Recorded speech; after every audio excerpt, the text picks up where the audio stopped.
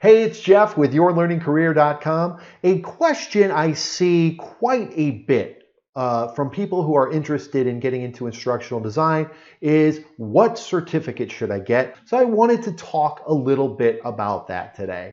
So the first thing I think of when somebody asks this question is, why are they asking the question? Like, why do they think they need a certificate? Why do they think they need a master's? And there are a couple of reasons, I'm sure.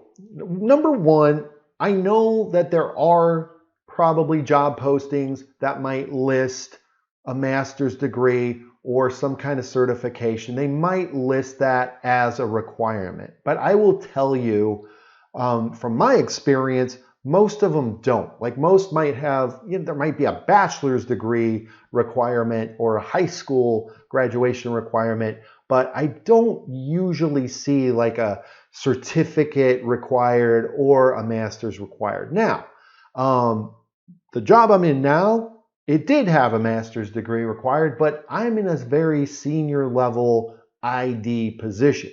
So that's understandable. But if you're just getting started in instructional design, I don't think typically you're going to see it absolutely required that you have a certificate or a master's degree. Another reason a person might feel like they need a certificate or they need a master's is simply because they want some guidance. I mean, the fact of the matter is, there's a ton of free content out there, right? I mean, that's what everyone always says. Oh, there's a ton of free content out on the internet, right? If you do the research, yes, you can find some good information. You can find some not so good information, but there's a lot of information out there. And yeah, you can certainly, you could read books, you can get stuff. But the thing people like about a certification program or a master's degree is it's something that organizes the information, and it can be something that will organize all of the information you need to know, and it can look good on your resume. Do you need a particular certification or master's degree to become an instructional designer? And my short answer is no, you really don't. I mean, I did not get a master's degree until late into my career, and it never held me back. The jobs that I had prior to now did not require that kind of a degree, and nor did they require any particular certification. And in fact, the first time I even went to any kind of instructional design certificate class, it was my employer who sent me. So it wasn't something I had to go and pay for out of pocket. I was hired, and they wanted me to do some instructional design, and they sent me to a class. And the class was with Langevin Learning, which is a big train-the-trainer organization. So they actually have all kinds of different classes for trainers. So was my experience. So I wouldn't tell people, that, oh yeah, you have to get XYZ certification or you have to get a master's. You really don't. I mean, most companies, what they really want to see is experience. If I'm an employer, what I want to know is, if I've got a project and I need some learning solution developed, can you do it? And that's mainly something you get from experience. But of course, I understand why people are interested in getting a certification or getting a master's degree.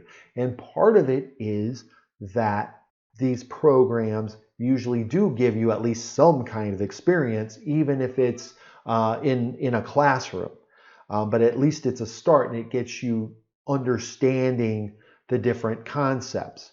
So if you decide that you do want to get some kind of certification because you feel like it's going to be something that will guide you and give you some good experience, of course, you're wondering, okay, which one should I get?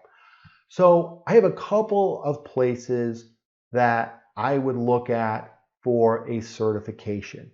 And that is either a professional organization like ATD, which is the Association for Talent Development, or I would look through a university or a college. those are going to be the most recognizable certifications for a hiring manager. You know, there are, I mean, I'm sure you can find other certificates or certification programs out on the internet. You know, they're all over the place, right? But your typical, you know, hiring manager within a learning organization, they're not going to recognize all of these other different certificate courses. Now, Langevin, I mentioned Langevin, that's a big train the trainer company. That's one that could be recognized. But then outside of that, you know, if I really want it to be something that the hiring manager recognizes, I'm going to look for those certifications through those professional organizations, or like I said, a lot of colleges and universities have certification programs.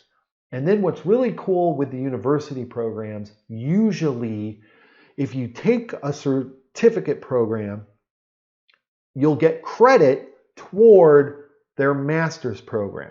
Some pluses to a certification, some pluses to a master's degree are that they are things, you know, it's something you can put on your resume to demonstrate to an employer that yes, you know, I went through this certification, or yes, I got this degree. It can show them that you have some experience through that certification or through that master's degree. So I definitely understand that.